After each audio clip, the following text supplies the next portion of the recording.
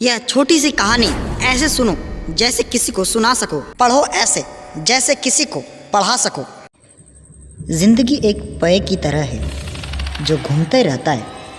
जहाँ से चीज़ें शुरू होती है वहाँ पे वापस आके थम जाती है।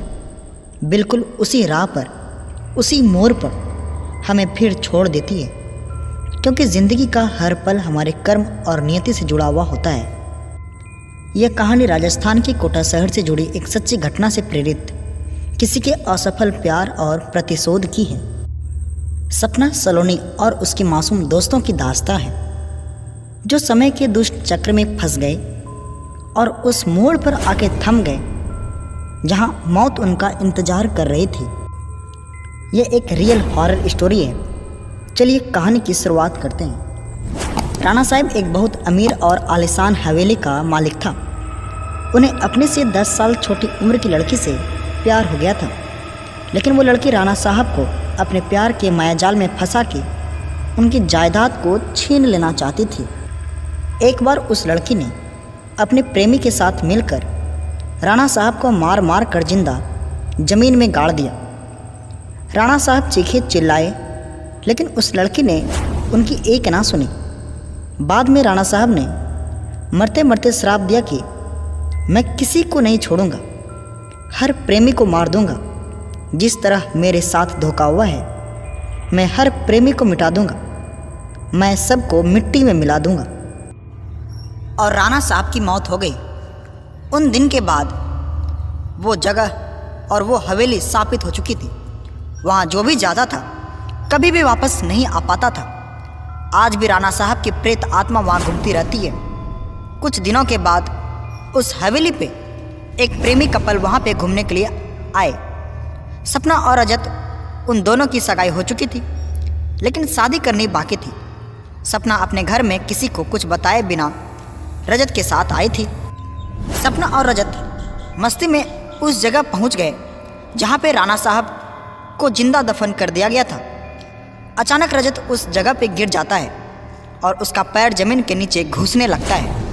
यह देखकर सपना डर जाती है और मदद के लिए चीखने चिल्लाने लगती है, लेकिन कोई भी उसकी आवाज़ नहीं सुन पाता है। सपना जब उस हवेली के में मदद के लिए जाती है तो वहाँ से उसे किसी की ना होने का आभास होता है, जैसे कि नल से पानी टपकना, अपने बेडरूम में मिट्टी का आ जाना, रूम की खिड़कियाँ अपने आप हिलने लगना, किसी के रोने की और चिल्लाने की आवाज़ आना। यह सब देखकर वो डर जाते थे और उनमें से एक भागने की कोशिश करता है, लेकिन राणा साहब की प्रेत आत्मा उसे भी जिंदा दफन कर देता है। दूसरे दिन जब उन लोगों को पता चलता है कि उनका एक साथी गायब है, तब वो लोग और भी डर जाते हैं। लेकिन समीर बताता है कि हमें यहाँ से बाहर निकालना है तो हमें उस आत्मा को बुलाना होगा और उनसे पूछना होगा कि वो आखिर चाहती क्या है। डर के मारे सभी लोगों ने समीर की बात मान ली और आत्मा को बुलाने के लिए तैयार हो गई।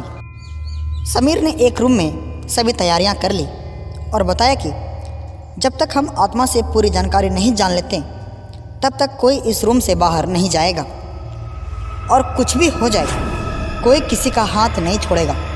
समीर ने तंत्र मंत्र से आत्मा को बुलाना शुरू कर दिया। कुछ ही देर में तेज पवन और बिजली के साथ राणा साहब की आत्मा उस रूम में आ गई।